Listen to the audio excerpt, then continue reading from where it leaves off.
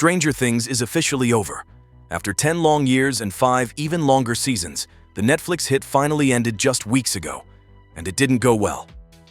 For a full week after the finale, it felt like every corner of the internet flooded out to share their takes on the final season. Some people praised it, many more seemed to hate it, and a worrying number completely lost their fucking minds. Conformity Gate, the theory that there was a secret 9th episode, swept across the internet, only to lead absolutely nowhere. Now, with the release of the Season 5 behind-the-scenes documentary, I'm already seeing another wave of disappointed fans airing their frustrations, and for good reason. Personally, I didn't love Season 5. In fact, I kind of thought it was the weakest by far. But it's not the season itself that's driven me to make this video. It's everything that's happened afterwards. For some reason, the Duffer Brothers, the guys who made Stranger Things, thought it was a great idea to go on what I can only call a tour of the worst post-finale interviews of all time, giving us gems like Vecna, a guy who can basically read minds, somehow not expecting a sneak attack. And apparently, Eleven couldn't have used her powers to talk to Mike at the end, so who the fuck knows what that was? Now, they've said a lot more than just that. Some would say far too much. And it feels like there's been an entire flood of half-baked answers that fans have been getting upset about. But for me, there's one comment that rises above the rest. One answer so ridiculous that I'm making a video on a show I've never even talked about. Something so dumb that, at least for me, almost ruins the entire show. In the first episode of the very first season of Stranger Things, the character Will Byers gets taken to the Upside Down by a Demogorgon. We know this. It's old news. However, while chasing Will, we get this scene. As you can see, the Demogorgon walks up to Will's front door and appears to use telekinesis to unlock it from the other side. But there's one issue. Demogorgons very clearly do not have telekinetic abilities. So for the longest time, the question was, who opened the door? In fact, before Season 5 even released, the Duffers themselves drew attention to this mystery, specifically stating that it was a Demogorgon chasing Will, not Vecna, and that Demogorgons absolutely cannot magically unlock doors. So now that the final season is out, who was it?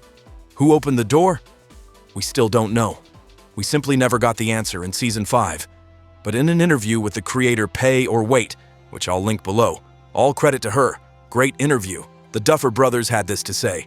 We always thought it was a Demogorgon that took him, but Demogorgons, they don't have telekinesis. That had to have been Vecna. I don't know what to say. But yes, you're very correct. The Demogorgons do not have telekinesis. That's a confirmation in my eyes. I'm just gonna say that's confirmed, okay? Yeah, I think that's fair. I think we can confirm it right now. You heard that right. We just listened to the Duffer Brothers confirm that it was Vecna who opened the door. Case closed. Mystery solved. Right. Wrong. There are two major problems with this explanation. The first, and by far the biggest, is that at this point in the show, Vecna hadn't even been created yet. While writing this script, I searched everywhere and couldn't find the Duffers clearly stating when they came up with Vecna, but I did find them saying it definitely wasn't during Season 1. If I had to guess, it was probably around Season 3 when they realized, oh shit, we still have 2 more seasons to make. But, and I want to be clear, as a fan of this show for the past decade, I find the second problem far more offensive. So, what is it? We already had an answer to this question, and it was way better than Vecna. Going back to Episode 1, there are a few key moments I need to point out real quick. Number 1, the door is telekinetically unlocked. Will runs out of the house and toward the shed in his backyard. Number 2, even though no one else is home, when Will enters the shed, the door is already open and the light is already on. Number 3, when Hopper goes to check the shed, we hold on a shot of what looks like a knocked-over box that once held sleeping bags. In fact, we hold on that frame twice. Number 4, while sitting in the diner, Eleven uses her telekinesis to shut off a fan. Do you see where I'm going with this? Later in Episode 2, while staring at a photo of Mike and the gang, Eleven is stunned and directly points out Will, to which Mike says, "You know Will? Did you see him? Last night?" After that, Eleven flips over the board, trying to communicate what the Upside Down really is, placing Will's Dungeons & Dragons character smack in the center. She says, "Hiding." Mike asks, "From who?" And she carefully places the Demogorgon next to Will. Then, in Episode 3, when asked to lead them to Will, Eleven takes the group straight to his house and says, "Here, hiding." If you're following what I'm putting down, you've probably realized I'm talking about the 11 Will replacement theory. Basically, it's the idea that Will was never the intended target. 11 was. She was probably hiding from the Demogorgon in Will's shed and witnessed him being chased instead.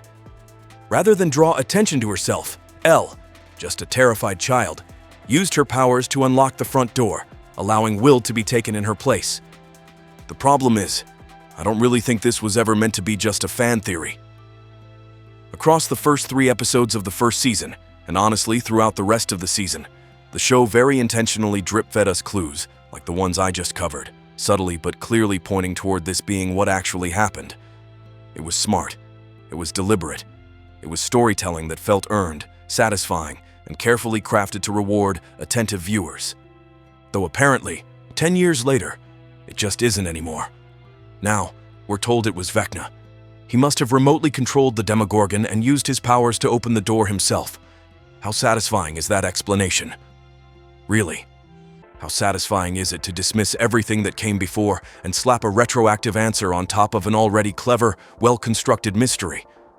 God, I love the Duffer Brothers and the world they created. But come on. Walking away from Stranger Things after all these years, my biggest question really comes down to one thing. What went wrong? The show started off as this contained mysterious sci-fi thriller with elements of comedy and horror. It felt tight, purposeful, and distinct. Then, 2 seasons later, it had morphed into full-on action comedy territory. It was fun, yes, but it wasn't the same. It wasn't what made people fall in love with the story in the first place.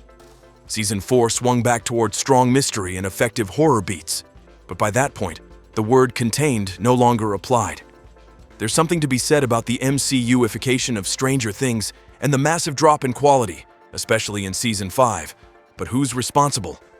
Was it the Duffers, who openly admitted they went into the finale without a fully developed script and may have allegedly used ChatGPT to help fill gaps? Was it Netflix, who reportedly shot down the original plan for the show to be an anthology after Season 1? Was it the fans, overanalyzing and stacking expectations impossibly high? Or maybe all 3? Honestly, I don't know. I try to approach criticism of movies and TV with empathy for the people behind the camera. Funny enough, Sean Levy, the last recipient of my empathy, also worked on Stranger Things. But here, I just can't. I want to defend the creators. I want to think they had the best intentions. But when you actively retcon the strongest parts of your own story, when you retroactively change subtle storytelling just to justify a finale that didn't answer the questions you raised, my patience disappears fast. Stranger Things, Season 5 really feels like a lesson in speaking less and doing more. I wouldn't be making this video if they hadn't called attention to this question beforehand, ignored it in the season, and then casually confirmed an explanation that made 0 sense. You could have added an extra 30-minute spread across the season and likely avoided the entire conformity gate fiasco. Watching that theory explode into chaos online must have been brutal, and honestly, it kind of sucked to witness. But at a certain point, didn't they kind of do it to themselves? When a story tells you what it is, you have to listen. We already know the original plan was never 5 seasons with this cast, so turning around and claiming the finale was the culmination of 10 years of careful planning just isn't true. It doesn't hold up. Maybe the show's ending didn't land as well as it could have, but please don't turn around and tamper with what was once genuinely exceptional television. So, what do you think? Was it really Vecna all along? Did you actually enjoy Season 5? Will you watch the inevitable sequels and spin-offs that are almost guaranteed to come? If you want more deep dives and wild theories, hit that subscribe button now, and thanks for listening to me ramble, and I'll see you in the next one.